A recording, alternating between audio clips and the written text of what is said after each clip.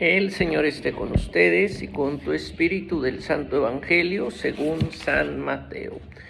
En aquel tiempo Jesús dijo a la multitud y a los sumos sacerdotes esta parábola. Había una vez un propietario que plantó un viñedo, lo rodeó con una cerca, cavó un lagar en él, construyó una torre para el vigilante y luego lo alquiló a unos viñadores y se fue de viaje.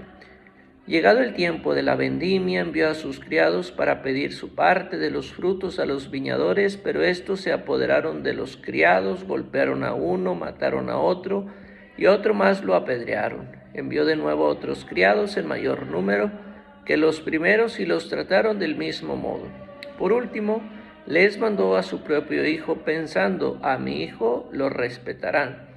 Pero cuando los viñadores lo vieron, se dijeron unos a otros: este es el heredero, vamos a matarlo y nos quedaremos con su herencia. Le echaron mano, lo sacaron del viñedo y lo mataron. Ahora díganme, cuando vuelva el dueño del viñedo, ¿qué hará con esos viñadores? Ellos le respondieron: dará muerte terrible a esos desalmados y arrendará el viñedo a otros viñadores, que le entreguen los frutos a su tiempo. Entonces Jesús les dijo: ¿no han leído nunca en la Escritura? La piedra que desecharon los constructores es ahora la piedra angular. Eso es obra del Señor y es un prodigio admirable. Por esta razón les digo que les será quitado a ustedes el reino de Dios y se le dará a un pueblo que produzca sus frutos.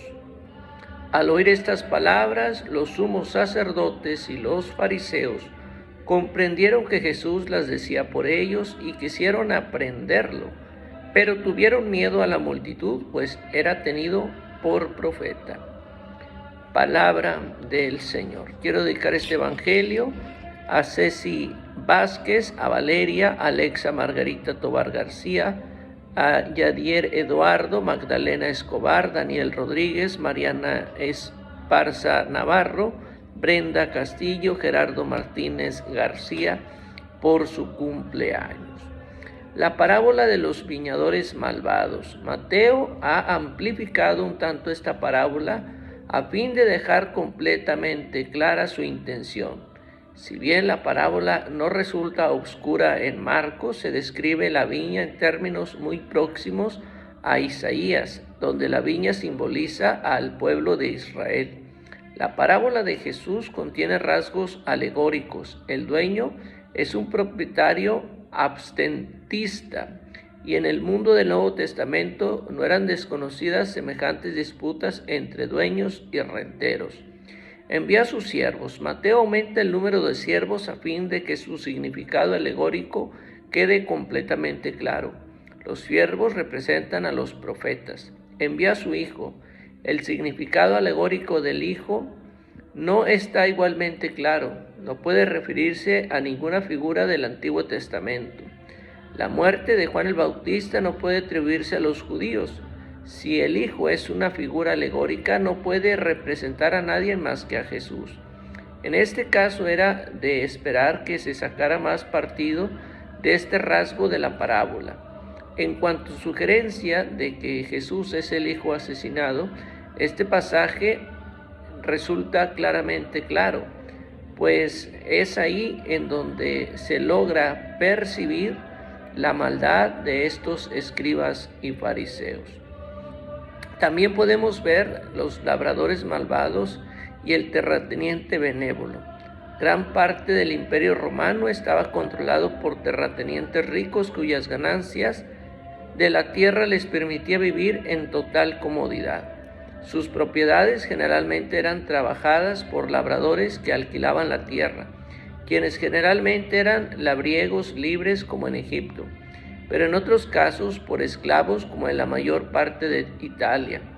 Aunque los terratenientes alcanzaban gran honra entre los pobres, si eran benévolos y trataban a sus obreros como los protectores urbanos trataban a los protegidos de clase baja, estos terratenientes generalmente tenían poco incentivo para actuar de esta manera.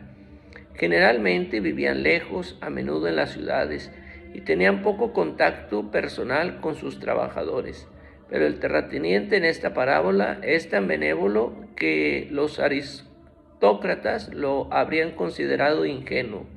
Jesús se dirige a los que se consideraban gobernantes de Israel y les recuerda que son meramente custodios designados por Dios, como los pastores sobre su viña. La descripción de Jesús responde a la manera normal en que se preparaba una viña, pero claramente alude a Isaías, donde Israel es la viña.